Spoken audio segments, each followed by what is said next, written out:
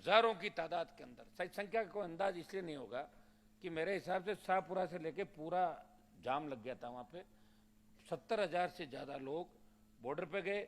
हमारे सामने दो तरीके से हम लड़ रहे थे, एक तरफ तो मोदी की सरकार से लड़ रहे थे, एक तरफ गहलोत की उस सरकार के दलालों से लड़ रहे थे। जब बॉर्डर जाम हुआ था तो 3-4 दिन बाद वो जाके साइडों में बैठ गए थे जगह जगह कि हनुमान जी जब आएंगे तो या तो हनुमान जी के लोग हमसे लड़ेंगे, जब कह देंगे देखो देखो हमसे लड़ रहा है, और नहीं लड़ेंगे तब हम ये कह देंगे बॉर्डर तो हमने जाम किया। वहाँ लोग बैठे हुए थे, आपको सारी चीज एक एक चीज का पता है। तो मेरे सामने ये था कि मुझे क्या करना चाहिए। तो मैंने कहा चलो ये भी अपना काम करे, अपन थोड़ा दूर बैठ जाते हैं। 200-300 मीटर हम दूर बैठे, 70 दिन सड़क पे बैठे रहे। मुझे याद है कि बॉर्डर पे जो दूसरे लोग बैठे थे वो लंगर का खाना खाते थे, लेकिन आरएलपी पार्टी देश की पहली पार्टी थी जो झंडे के साथ इस आंदोलन के अंदर कूदी थी। मैंने पहले ही कह दिया था कि मेरा झंडा अलग रहेगा, मैं झंडे के साथ आंदोलन करूंगा। और कोई ये सोचे कि लंगर का खाना खा के हनुमान जी की सेना निकल जाए, कोई आवश्यकता नहीं। हमारे बच्चे खुद, चाहे कुछ उन्होंने क्या क्या परिस्थिति हमारी रही, किसने हमें मदद की, लेकिन रोज हमारा सिस्टम अलग था और उसी से हम लड़े। कई लोग तो वहां आगे बैठे थे, जब 3-4 बार हम आगे गए थे तो कई लोगों की दुकान बंद हो गई, भाग खड़े हुए इधर उधर। उनको तो छपना था अखबार के अंदर, कई तरह के दलाल थे, कई बदमाश थे। तो आरएलपी गई तो उनके बड़ी दिक्कत इस मामले के अंदर हुई, लेकिन हमारा मकसद था कि किसान को न्याय मिले। भाई उस संघर्ष का ही परिणाम है कि पंजाब से उनका एलआई चला गया, आरएलपी चली गई, यूपी के अंदर बड़ा विरोध हुआ, दिल्ली में विरोध हुआ, और परिणाम स्वरूप नरेंद्र मोदी ने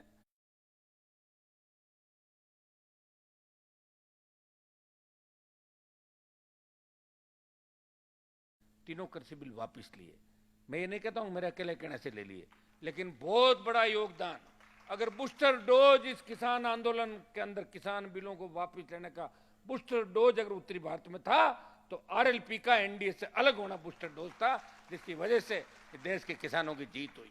जब अग्निपथ आया तो कांग्रेस के लोग भी मिले मुझे लोकसभा के अंदर।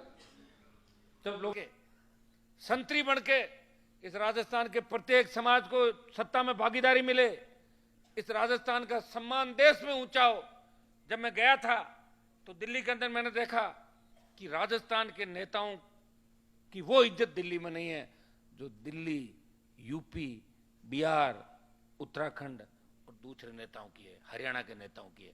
भाइयों, अगर राजस्थान के नेताओं की इज्जत, मान सम्मान, इस राजस्थान का सम्मान बढ़ाने का प्रयास किया तो नागौर के सांसद ने अपनी कौम के साथ साथ इस पूरे राजस्थान के सम्मान को बढ़ाने का काम इस देश के अंदर किया। वो सब चीजें आपके सामने। इसलिए मैं आपसे इस मौके भी यही कहना चाहूंगा कि हम लोग 1 महीने का हमारा टास्क है। इसमें जब 31 तारीख को, 1 तारीख को हम आपस में मिले, बात करें, सब लोग आपस में कोऑर्डिनेट आपका रहेगा। फोन की बात मैंने बीच में कही थी, 1-2 दिन बाद आपको सुव्यवस्थित तरीके से, अगर आप अर्जेंसी होगी तो मेरे से बात कर लो, आप कोई दिक्कत नहीं, मैं करूंगा, बात भी करूंगा। बात मैं नहीं करूंगा मेरा भी मन नहीं लगेगा, तो बात तो करना चाहूंगा मैं, लेकिन अति आवश्यक काम हो तब आप मेरे से बात करें।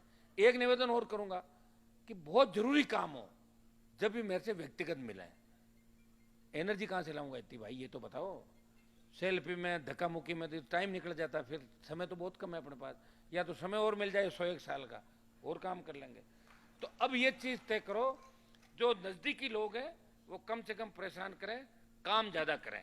काम ज्यादा करोगे सारा काम ठीक हो जाएगा। आप काम अगर कम करोगे, लास्ट में भागदौड़ करोगे तो कोई 2,500 से हार जाएगा, कोई 3,500 से हार जाएगा, मेरे कोई फर्क नहीं पड़ने वाला। ये भी बता दूं, मैं तो ये कह दूंगा कि मैं तो राजस्थान को जगाने का प्रयास किया था, नहीं जागे तो मैं क्या कर सकता हूं। मैं तो 13 से 18 और 18 से 23 लेके आ गया। लोग तो 6 महीने नहीं रह सकते राज के बिना, 1 महीना सरकार के बिना नहीं रह सकते। लोगों की तो ऐसी हालत है कि उनको अगर सिक्योरिटी दे दो, 4 सिपाही दे दो और एक सरकारी बंगला खाली मत कराओ, उसमें सारा परिवार पहुंच जाता है। आंटी सारी चली जाती, बेटी बेटा, प्लीज अंकल मकान खाली मत कराओ, ताऊ जी प्लीज हम तो आपकी पार्टी की सेवा करेंगे। करते हैं, लोगों का काम है भाई, हमें नहीं करना, हमें दिखाना है। और इस लड़ाई को अगर हम हार गए तो मेरे साथ साथ आने वाले बहुत समय तक कोई नई तैयारी नहीं कर पाएगा राजस्थान के अंदर, कोई हिम्मत नहीं जुटा पाएगा पार्टी बना के लड़ाई लड़ने की। मैंने बड़े बड़े नेताओं को देखा जो 13 से 18 मेरे बीच दांड़ते थे राजस्थान के अंदर, महल की महारानी कहां गए वो देखा ही नहीं, मैंने तो भाग गए सारे। मैदान छोड़ गए, कोई महारानी के कदमों में चला गया, कोई और चला गया। एक ही व्यक्ति लड़ रहा है इस राजस्थान के अंदर, एक ही व्यक्ति लड़ रहा है इस देश के अंदर विपरीत परिस्थितियों में। आर्थिक संसाधन ही हमारे पास, लेकिन बच्चों को कभी तंग नहीं किया आप लोगों को कि मेरी ये पूर्ति करो, ये भी नहीं कहा, किसी साहूकार के जाके चंदे की बात नहीं करी। ये कम बात है कि 1 रुपए की रसीद नहीं काट के भी एक व्यक्ति जिंदा है राजस्थान के अंदर, उसे मजबूत रखो, उसे मजबूती दो। हो सकता है कि कई बार आप झुंड बना के आते होंगे रात को 2 बजे, आपको पता है कि मेरा भी परिवार है, ऐसी स्थिति में नहीं मिल पाता, कई बार मैं थक जाता हूं, तो आप ऐसा काम ही क्यों करो, बात कर लिया करो पहले आए कि नहीं आए। ये काम तो आपके फोन पे ही हो रहे हैं सारी सरकार तो फोन पे खड़ी है। आरएलपी नाम लेते ही सरकार आ जाती है, बोलो बोलो कहाँ आना है, तो तुम क्यों आ रहे हो, वहीं आ जाएगी, तुम्हारे पास ही आ जाएंगे।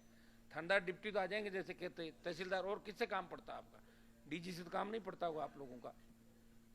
आप